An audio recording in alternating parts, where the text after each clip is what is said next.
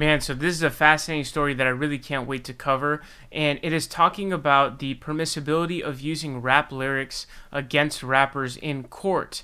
And so what's going on right now is states countrywide are actually cracking down on these gangs that are largely being funded by popular rappers like Young Thug, and there are some rumors that Lil Baby's team, I don't know if it's 4PF or something, I don't even know what his gang is called, but all these rappers seem to be tied to gangs and have their own gangs or their funding or whatever. And so now these different states, I just saw Philly's DA, like a DA in Philadelphia, was basically saying like he's about to come after these gangs. They're going to get them on RICO charges, state and federal level RICO charges. GBI is going after Young Thug and Gunna right now. And so it's super fascinating because the NBA YoungBoy case, his lawyers were successfully able to argue away using his lyrics because of racial bias, since that's going to play a role in this. So let's check this out. It says California legislature passes rap lyrics bill, which awaits Governor Newsom's signature. Lawmakers in the state assembly and Senate have unanimously voted in favor of what would be a first-of-its-kind law, which would limit the use of rappers as songwriting in court cases. It says the California Senate and Assembly both unanimously approved a bill today, August 22nd, that would restrict the use of rap lyrics as evidence, Billboard reports. The bill, AB 2799, would ban lyrics from being cited in court cases unless prosecutors can illustrate that the words are directly relevant to the case in question and won't inject racial bias into the proceedings. The bill will now go to Governor Gavin Newsom's desk, and he is reportedly expected to sign it into law. The bill would also require that courts consider testimony from experts on the genre of expression being discussed by prosecutors, as well as testimony citing research and studies regarding how a genre is met with racial bias. Under current law, rap artists can feel as though they are being read their Miranda rights before they even begin to write music. You have the right to remain silent. Anything you say can and will be used against you in a court of law. Assemblymember Reggie Jones Sawyer, the bill's author, said in a statement shared with Pitchfork, "We should not stymie the creative expression of artists. Unfortunately, racial biases play a role when talking about musical genres. Rap music lyrics share many similarities to that of other musical categories, yet are singled out by the judicial system to characterize an artist. AB 2799 would disallow prosecutors from triggering racial biases or reinforcing racial stereotypes, and it gives judges guidance on the use of creative expression in court." A similar bill was passed in the New York State Senate earlier this year. The New York legislation, however, did not pass the state assembly. California's bill arrives as Atlanta rappers Young Thug and Gunna were arrested on RICO charges. There was also the Rap Act that was introduced into the U.S. House, but I highly doubt that's going to pass. But this is really interesting. California is going to be the first one. I'm surprised that New York didn't end up passing it, but it appears that California is going to be the first one passing this.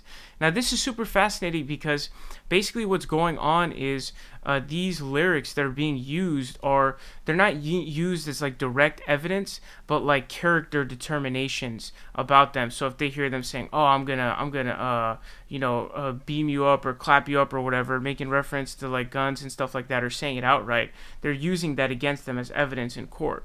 Now, I've thought a bit about this, and honestly, I think that that's wrong, because it's creative expression, and a lot of it is just bullshit and lies. Most of it is just BS lies. Rappers just lie like 99.9% of the time, and so you can't use their creative expression against them. Most of it's, it's a fake, it's a fraud, it's a facade, right? But if they're just talking about like this kind of, made up stuff that they're doing or whatever, just referencing random references to violence to use in the prosecution against them, that should be illegal. That should not be allowed. So if they are bringing up a case against, some rapper for this or that kind of murder or whatever, and they're just talking about random, quotes, I think that shouldn't be legal. But like if they are to directly say it, like, "I was the one who, killed this person or did this," like if they explicitly say that, I don't see, honestly, like you could maybe make an argument as to why, like if we are to use direct, quotes where people say stuff as evidence against them, maybe you have an argument. But I would say, like, if you say that directly in your music, I think that should probably be used against you. I don't see why that should also be protected. I mean, it is creative artistry, I guess, but I guess even then it's kind of questionable, because it is creative artistry, and you kind of like, I don't know, it's kind of a tough one. But that's the furthest I would go in terms of allowing rap lyrics to be used in these court proceedings and prosecutions, is if it's directly related specifically to the case, and it's clear who they're talking about.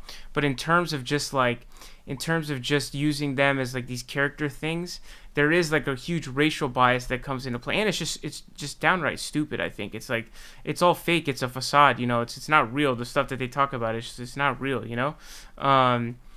But there is the racial bias, and like I said, the young boy case, like he was able to get off because his lawyers argued there was a racial bias.